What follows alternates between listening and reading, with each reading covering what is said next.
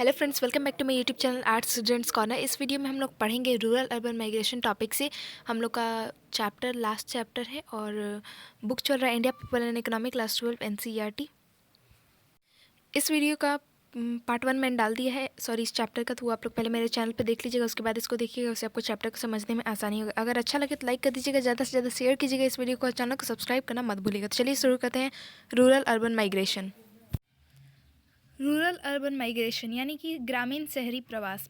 Population flow from rural to urban areas is caused by many factors like high demand for labour in urban areas, low job opportunities in rural areas, and unbalanced pattern of development between urban and rural areas. In India, population in cities is rapidly increasing. Due to low opportunities in smaller and medium cities, the poor people generally bypass these small cities and directly come to the mega cities for their livelihood. तो ग्रामीण क्षेत्रों से शहरों की ओर जनसंख्या प्रवाह अनेक कारकों से प्रभावित होता है, जैसे कि नगरीय क्षेत्रों में मजदूरों की अधिक मांग, ग्रामीण क्षेत्रों में रोजगार के निम्न अवसर तथा नगरीय एवं ग्रामीण क्षेत्रों के बीच विकास का असंतुलन प्रारूप आदि। भारत में नगरों की जनसंख्या तेजी से बढ़ रही है क्योंकि छोटे एवं मध्यम नगरों में रोजगार के कम अवसर उपलब्ध होते हैं। गरीब लोग सामान्यतः अपनी आजीविका के लिए इन शहरों को छोड़कर सीधे महानगरों में पहुंचते हैं। A case study given below to have better understanding of the subject. Read it carefully and try to comprehend the process of rural-urban migration. इस विषय पर बेहतर समझ बनाने हेतु नीचे एक अध्ययन दिया गया है, इसे ध्यानपूर्वक पढ़ें और ग्रामीण नगरीय प्रवास की प्रक्रिया को समझने का प्रयास करें। उससे पहले डू यू नो दिया गया है, उसको हम लोग पढ़ लेते हैं।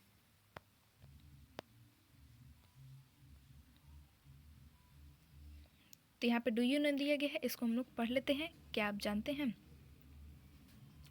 At present, 47% of the world's 6 billion population lives in cities and more will join them in the near future. वर्तमान समय में विश्व की 6 अरब जनसंख्या में से 47% जनसंख्या नगरों में रहती है और निकट भविष्य में इसमें और अधिक जुड़ जाएंगे। This proportion is estimated to go up to 50% by 2008. That will put pressure on governments to make urban areas better places to live with optimum infrastructure facilities for desirable quality of life. इस अनुपात का 2008 तक 50% तक पहुंचने का अनुमान है। ये सरकारें दबाव बनाएंगी कि वे जीवन की वांछित गुणवत्ता के लिए इष्टतम अवसंरचना के साथ नगरीय क्षेत्रों को जीने के लिए बेहतर स्थान बनाएं। By 2050, an estimated 2/3 of the world population will live in urban areas, imposing even more pressure on the space, infrastructure, and resources of cities, which are manifested in terms of sanitary, health, crime problems, and urban poverty. 2050 तक विश्व की अनुमानित 2/3 जनसंख्या नगरों में रह रही होगी, जो क्षेत्र की अवसंरचना और नगरों के संसाधनों पर और अधिक दबाव डालेगी। यह दबाव स्वच्छता, स्वास्थ्य, आपराधिक समस्याओं और तथा नगरीय गरीबी के रूप में व्यक्त होगा। Urban population grows as a result of natural increase when birth rate exceeds death rate. Net in migration when people move in than out, and sometimes reclassification of urban areas to encompass formerly rural population settlements. नगरीय जनसंख्या में वृद्धि एक प्राकृतिक वृद्धि के परिणाम स्वरूप जब मृत्यु दर की अपेक्षा वृद्धि दर अधिक हो, निवल अप्रवास जहां बाहर जाने वाले की अपेक्षा आने वाले अधिक, और कभी कभी नगरीय क्षेत्रों का पुनः वर्गीकरण जिसमें आसपास की ग्रामीण जनसंख्या को शामिल कर लिया जाता है के कारण बढ़ती है। In India, it is estimated that after 1961, about 60% of the urban growth has been attributed and 29% of them from rural areas to urban migration. Bharat में एक अनुमान के अनुसार 1961 के बाद शहरी क्षेत्रों की जनसंख्या में 60% की वृद्धि हुई और इनमें से 29% जनसंख्या ने ग्रामीण क्षेत्रों से शहरी क्षेत्रों की ओर प्रवास किया। अब पढ़ लेते हैं अ केस स्टडी, यानी कि एक अध्ययन कर लेते हैं। केस का अध्ययन। Ramesh has been working in contract as a welder on a construction site in Talcher, coal region of Odisha for the last 2 years. Ramesh अनुबंध के आधार पर तलचर उड़ीसा का कोयला क्षेत्र में निर्माण स्थल पर पिछले 2 वर्षों से एक वेल्डर के रूप में कार्य कर रहा है।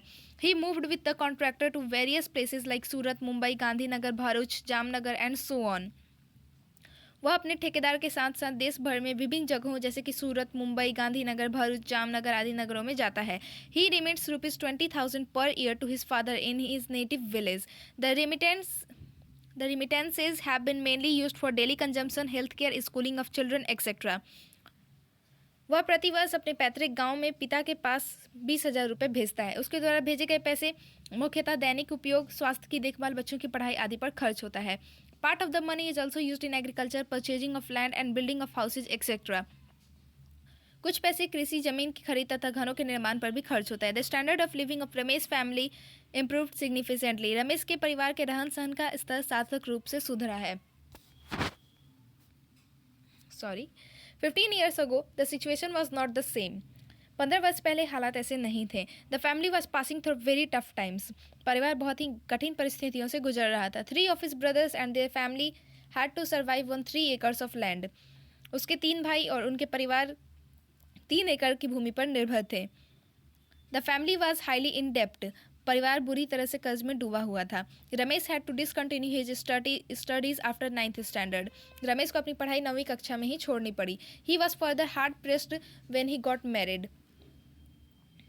शादी के बाद तो वह और भी कठिन परिस्थितियों में घिर गया। Simultaneously, he was also impressed by some successful out migrants of his village who had been working in Ludhiana and supporting their families in village by sending money and some consumer goods. इसी समय रमेश अपने गांव के कुछ सफल उत्प्रवासियों से प्रभावित हुआ जो लुधियाना में काम कर रहे थे और गांव में अपने परिवारों को पैसे और उपभोक्ता वस्तुएं भेजकर पाल पोस रहे थे। Thus, due to abject poverty in the family and perceived job promises at Ludhiana, he made a move to Punjab with his friend. इस तरह परिवार की कंगाली और लुधियाना में नौकरी का भरोसा पाकर वह अपने मित्र के साथ पंजाब चला आया। He worked there in a woolen factory for 6 months at the rate of only 20 rupees per day in 1988. उसने 1988 में लुधियाना की एक ऊन फैक्ट्री में 20 रुपये प्रतिदिन की मजदूरी पर 6 माह तक काम किया। Apart from the crisis of managing his personal expenditure from this meager income, he was also facing difficulty in assimilation to the new culture and environment. अपनी इस अल्प आय में व्यक्तिगत खर्चों का इंतजाम कर पाने की मुश्किल के साथ साथ उसे नई संस्कृति और पर्यावरण के साथ स्वयं को अनुकूलित करने में कठिनाइयों का सामना करना पड़ा। Then he decided to change his place of work from Ludhiana to Surat under the guidance of his friend. इसके बाद उसने अपने दोस्त के मार्गदर्शन पर लुधियाना से सूरत में काम करने का निर्णय लिया। सूरत गुजरात में है। He learned the skills of welding in Surat and after that he has been moving to different places with the same contractor. Though the economic condition of Ramesh's family at village improved, he is bearing the pain of separation of his near and dear ones. He cannot shift them with him as the job is temporary and transferable. सूरत में उसने welding के कार्य करने का कौशल सीखा और इसके बाद वह उसी ठेकेदार के साथ साथ अलग अलग जगहों पर जाता रहता है। हालांकि रमेश के गांव में उसके परिवार की आर्थिक स्थिति सुधरी है, परंतु उसे अपने से दूर रहने की पीड़ा झेलनी पड़ती है। वह अपनी पत्नी एवं बच्चों के अपने साथ नहीं ले जा सकता क्योंकि उसकी नौकरी अस्थायी और स्थानांतरणीय है, यानी कि ट्रांसफरेबल है।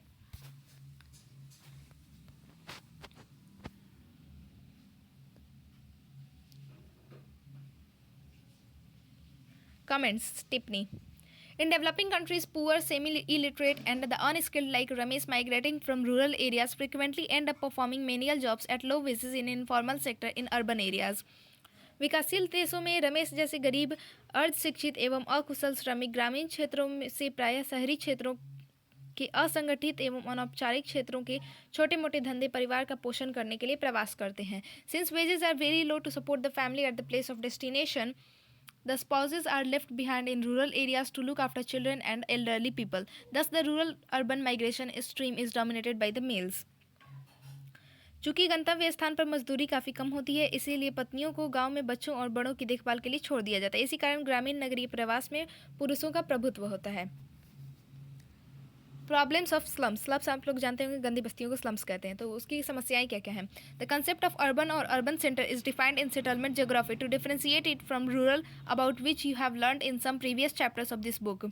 नगर या नगरीय केंद्र की अवधारणा को ग्रामीण से विभेदित करने के लिए आवासीय भूगोल में परिभाषित किया गया है, जिसके बारे में आप पहले इस पुस्तक के कुछ अध्यायों में पढ़ चुके हैं। You have also learned in the book entitled Fundamentals of Human Geography that this concept is defined differently in different countries. मानव भूगोल के मूल सिद्धांत नामक पुस्तक में पढ़ चुके हैं कि इस अवधारणा को विभिन्न देशों में अलग अलग तरीके से परिभाषित किया गया है। Both urban and rural settlements are different in their functions.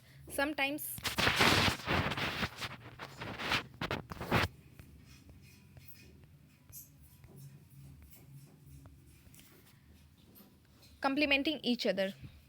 Apart from these, rural and urban areas have also emerged into two separate cultural, social, political, economic and technological divide. नगरीय एवं अनगरीय बस्तियां अपने प्राकारों में भिन्न होती हैं और कई बार वे एक दूसरे की पूरक होती हैं। इन सबके बावजूद ये नगरीय और ग्रामीण क्षेत्रों दो भिन्न सांस्कृतिक, सामाजिक, राजनीतिक, आर्थिक एवं प्रौद्योगिक वातावरण में विकसित हुई हैं। India, which has a predominance of rural population, approximately 69% of the total population in 2011, and where villages were considered the ideal publics by Mahatma Gandhi, most of the rural areas are still poor performing primary activities. Here, most of the villages exist as appendix to the core urban center, forming its hinterland. Bharat जिसमें ग्रामीण जनसंख्या अधिक है और जहां गांवों को महात्मा गांधी ने आदर्श गणतंत्र माना था, वहां अधिकतर ग्रामीण क्षेत्र अभी भी गरीब हैं और प्राथमिक क्रियाकलापों में संलग्न हैं। यहां पर अधिकतर ग्राम प्रमुख नगरीय कोड की पृष्ठ प्रदेश की रचना करते हुए इनके परिशिष्ट के रूप में विद्यमान हैं। This may give an impression that urban centers exist as undifferentiated, homogeneous entities in opposition to the rural areas. इससे ऐसा लगता है कि नगरीय केंद्र ग्रामीण क्षेत्रों के विपरीत अभेदीकृत एवं एक रूप इकाइयां हैं। On the contrary, urban centers in India are more differentiated in terms of socio-economic, politico-cultural and other indicators of development than any other areas. इसके विपरीत भारत में नगरीय केंद्र सामाजिक, आर्थिक, राजनीतिक, सांस्कृतिक एवं विकास के अन्य संकेतकों के किसी अन्य क्षेत्र की अपेक्षा कहीं अधिक विविधतापूर्ण है। At the top, there are farmhouses and high-income group localities characterized by well-developed urban infrastructures like wide roads, street lights, water and sanitation facilities, lawns, well-developed green belt, parks, playgrounds, and provisions for individual security and right to privacy. सबसे भी ऊपर farm house तथा उच्च आय वर्ग की बस्तियां हैं, जिनमें चौड़ी सड़कें, स्ट्रीट लाइट, जल एवं स्वच्छता सुविधाओं, पार्कों, उपवनों तथा सुविकसित हरित पट्टियों, खेलों के मैदान एवं वैयक्तिक सुरक्षा के प्रावधान तथा व्यक्तिगतता के अधिकार के रूप में सुविकसित नगरीय अवसंरचना है। At the other extreme of it are the slums, झुग्गी झोपड़ी clusters and colonies of shanty structures. These are inhabited by those people who were forced to migrate from the rural areas to these urban centers in search of livelihood but could not afford proper housing due to high rent and high cost of land. They occupy environmentally incompatible and degraded areas. दूसरे छोर पर झुग्गी बस्तियां, गंदी बस्तियां, झोपड़ी तथा पटरियों के किनारे बने ढांचे खड़े हैं। इनमें वो लोग रहते हैं जिन्हें ग्रामीण क्षेत्रों से नगरीय क्षेत्रों में आजीविका की खोज में प्रवासित होने के लिए विवश होना पड़ा, या वे ऊंचे किराए और जमीन की महंगी कीमत के कारण से अच्छे आवासों में नहीं रह पाते। वे लोग पर्यावरण की दृष्टि से बेमेल और निम्नीकृत क्षेत्रों पर कब्जा करते हैं। Slums are residential areas of the least choice, dilapidated houses, poor hygienic condition, poor ventilation, lack of basic amenities like drinking water, light and toilet facilities, etc., open defecation, unregulated drainage system and overcrowded narrow street patterns are serious health and socio-environmental hazards. गंदी बस्तियां न्यूनतम वांछित आवासीय क्षेत्र होते हैं, जहां जीर्ण शीर्ण मकान, स्वास्थ्य की निम्न सुविधाएं, खुली हवा का अभाव तथा पेयजल, प्रकाश तथा शौच सुविधाओं जैसी आधारभूत आवश्यक चीज़ों का अभाव पाया जाता है। खुले में शौच, अनियमित जल निकासी व्यवस्था, भीड़ भरी संकरी सड़कें, स्वास्थ्य एवं तथा सामाजिक समस्याएं हैं। The Swachh Bharat mission is part of urban renewal mission launched by the government of India to improve the quality of life in urban slums. तो इसके बारे में हम लोग पहले भी पढ़ चुके हैं एसपीएम के बारे में। स्वच्छ भारत मिशन शहरों के नवीकरण का एक हिस्सा है, जिसे भारत सरकार ने शहरी गंदी बस्तियों में जीवन की गुणवत्ता में सुधार लाने के लिए शुरू किया है। Moreover, most of the slum population works in low-paid, high-risk-prone, unorganized sectors of the urban economy. इसके अतिरिक्त गंदी बस्तियों की अधिकांश जनसंख्या नगरीय अर्थव्यवस्था के असंगठित क्षेत्र में कम वेतन और अधिक जोखिम भरा कार्य करते हैं। Consequently, they are the undernourished, prone to different types of diseases and illness, and cannot afford to give proper education to their children. The poverty makes them vulnerable to drug abuse, alcoholism, crime, vandalism, escapism, apathy, and ultimately social exclusion. परिणाम स्वरूप ये लोग अल्प पोषित होते हैं और इन्हें विभिन्न रोगों और बीमारियों की संभावना बनी रहती है। ये लोग अपने बच्चों के लिए उचित शिक्षा पर भी खर्च नहीं कर पाते। गरीबी उन्हें नशीली दवाओं, शराब, अपराध, गुंडागर्दी, पलायन, उदासीनता और अंततः सामाजिक बहिष्कार के प्रति उन्मुख करती है। Why are the children of slum dwellers deprived of school education? गंदी बस्तियों के निवासियों के बच्चे स्कूली शिक्षा से वंचित क्यों रह जाते हैं? तो इसका आंसर आप लोग को ऑलरेडी मिल चुका है। अब हम लोग पढ़ेंगे लैंड डिग्रेडेशन यानी कि भू निम्नीकरण। The pressure on agricultural land increases not only due to limited availability but also by deterioration of quality of agricultural land. कृषि योग्य भूमि पर दबाव का कारण केवल सीमित उपलब्धता ही नहीं वरन इसकी गुणवत्ता में कमी भी इसका कारण है।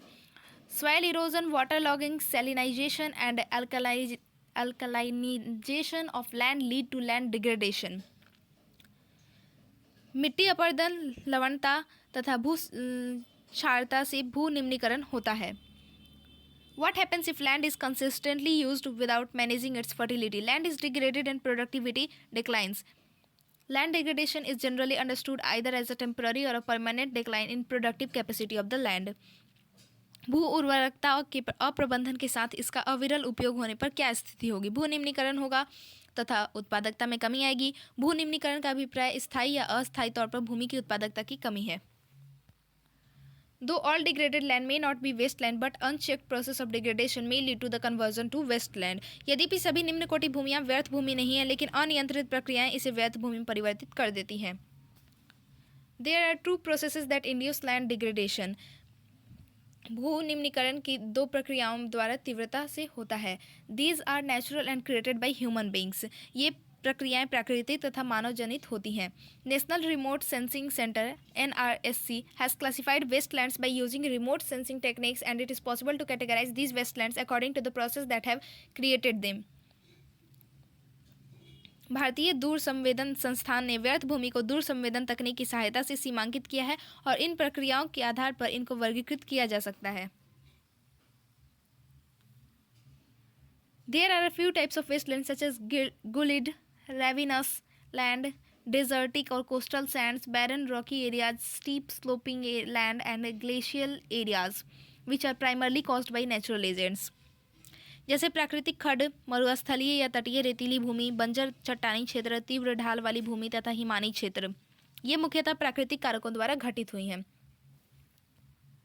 There are other types of degraded land such as waterlogged and marshy areas, land affected by salinity and alkalinity, and land with or without scrub, which have largely been caused by natural as well as human factors.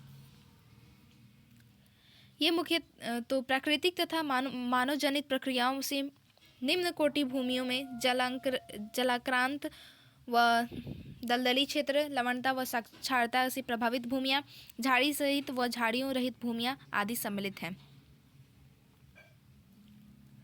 There are some other types of wastelands such as degraded shifting cultivation area, degraded land under plantation crops, degraded forest, degraded pastures and minings and industrial wasteland. आगे भी है, बढ़ते हैं next page पे। यार यही दिक्कत हो जाता है, बीच में अटक जाओ फिर। Are caused by human action. Table 12.3 indicates that wasteland caused by man-made processes are more important than natural processes.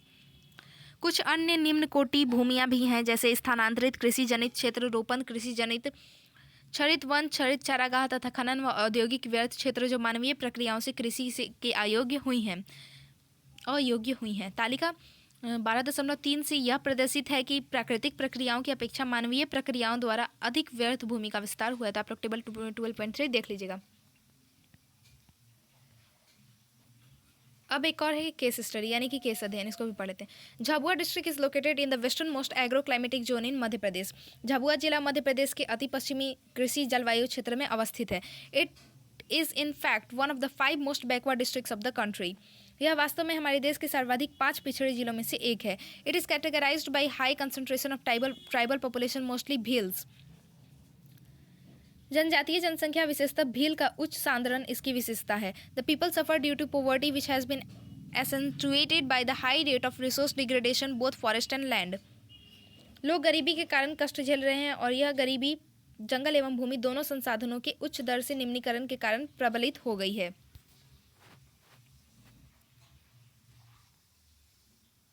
The watershed management programs funded by both the Ministers of Rural Development and Agriculture Government of India have been successfully implemented in Jhabua district, which has gone a long way in preventing land degradation and improving soil quality. यहाँ भारत सरकार की ग्रामीण विकास तथा कृषि मंत्रालय दोनों ही से जल संभरण प्रबंधन कार्यक्रम फंड अनुदानित है, जिन्हें झाबुआ जिले में सफलतापूर्वक क्रियान्वित किया गया है। यह निम्नीकरण को रोकने तथा भूमि की गुणवत्ता को सुधारने में सफल सिद्ध होगा। Watershed management programs acknowledge the linkage between land, water, and vegetation and attempts to improve livelihoods of peoples through natural resource management and community participation. जल संभरण प्रबंधन कार्यक्रम भूमि, जल तथा वनस्पतियों के बीच संबंधता को पहचानता है, प्राकृतिक संसाधनों के प्रबंधन एवं सामुदायिक सहभागिता से लोगों की आजीविका को सुधारने का प्रयास करता है। In the past 5 years, the programs funded by Ministry of Rural Development alone implemented by Rajiv Gandhi Mission for Watershed Management had treated 20% of the total area under Jhabua district. पिछले 5 वर्षों में ग्रामीण विकास मंत्रालय से निधि प्राप्त राजीव गांधी मिशन द्वारा क्रियान्वित जल संभरण प्रबंधन ने अकेले झाबुआ जिले की लगभग 20% भूमि का उपचार किया है। तो नीचे एक फिगर दिया गया, आप लोग देख सकते हैं। Trees planted on common property resources in Jhabua, साझी संपदा संसाधन पर वृक्षारोपण। आगे बढ़ते हैं। The Petlawad block of Jhabua is located in the northernmost part of the district and represents an interesting and successful case of government, NGO partnership and community participation in managing watershed programs.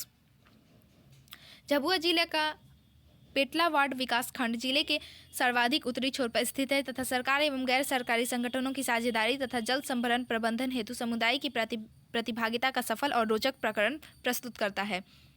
The vills in Petlawad block, for example, Satrundi hamlet of Karawat village, through their own efforts have revitalized large parts of common property resources. पेटलावाड़ विकास खंड के भील कारावट गांव के सतरुंडी बस्ती समुदाय ने अपना स्वयं का प्रयास करके विस्तृत भागों की साझी संपदा संसाधनों को पुनर्जीवित किया है। Each household planted and maintained one tree on the common property. They also have planted fodder grass on the pasture land and adopted social fencing of these lands for at least 2 years. Even after that, they say there would be no open grazing on these lands, but stall feeding of cattle, and they are thus confident that the pastures they have developed would sustain their cattle in future. प्रत्येक परिवार ने साझी संपदा में एक पेड़ लगाया और उसे अनुरक्षित किया। इसके साथ ही प्रत्येक परिवार ने चारागाह भूमि पर चारा घास को बोया और कम से कम 2 वर्षों तक उसकी सामाजिक घेराबंदी। इसके बाद भी उनका कहना था इन जमीनों पर कोई खुली चराई नहीं होगी और पशुओं की आहार पूर्ति हेतु नाद बनाए जाएंगे, और इस प्रकार से वे उन्हें यकीन था कि जो चारागाह उन्होंने विकसित किए हैं वे भविष्य में उनके पशुओं का सतत पोषण करेंगे। An interesting aspect of this experience is that before the community embarked upon the process of management of the pasture, there was encroachment on this land by a villager from an adjoining village. इस अनुभव का एक रोचक पक्ष यह है कि समुदाय इस चारागाह प्रबंधन प्रक्रिया की शुरुआत करते कि इससे पहले कि पड़ोसी गांव के एक निवासी ने उस पर अतिक्रमण कर लिया। The villagers called the Tehsildar to ascertain the rights of common land. The ensuing conflict was tackled by the villagers by offering to make the defaulter encroaching on the CPR a member of their user group and sharing the benefits of gaining the common lands or pastures. See the section on CPR in chapter Land Resources and Agriculture. गांव वालों ने तहसीलदार को बुलाया और साझी जमीन पर अपने अधिकारों को सुनिश्चित करवाया। इस अनुवर्ती संघर्ष को गांव वालों द्वारा सुलझाया गया, जिसके लिए उन्होंने साझी चारागाह भूमि पर अतिक्रमण करने वाले दोषी को अपने प्रयोक्ता समूह का सदस्य बनाकर उसे साझी चारागाह भूमि की हरियाली से लाभांश देना आरंभ किया। इसके बारे में लैंड रिसोर्सेज एंड एग्रीकल्चर में CPR के बारे में दिया हुआ है, तो पढ़ लेंगे। तो हमारा चैप्टर यहीं पे खत्म होता है। अब हम लोग का है NCERT सॉल्यूशन, जिसके लिए मैं वीडियो डाल दूंगी आगे। तब तक के लिए स्टे ट्यून्ड। अच्छा लगा तो लाइक कर दीजिएगा, ज़्यादा से ज़्यादा शेयर कीजिएगा, चैनल को सब्सक्राइब करना मत भूलिएगा। Thank you for watching the video.